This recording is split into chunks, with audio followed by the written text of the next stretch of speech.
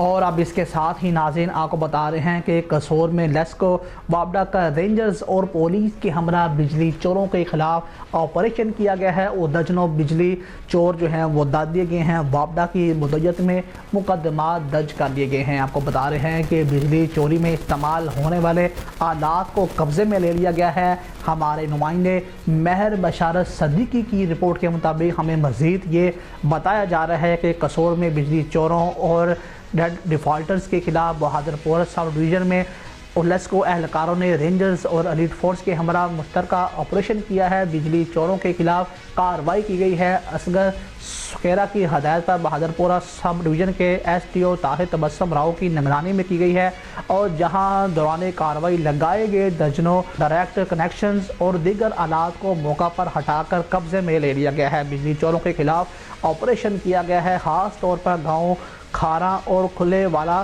Circle में किया गया है। लाखों के डिटेक्शन यूनिट डाले गए और दर्जन के करीब अफराद को गिरफ्तार करके कार्रवाई का आगाज़ कर दिया गया है।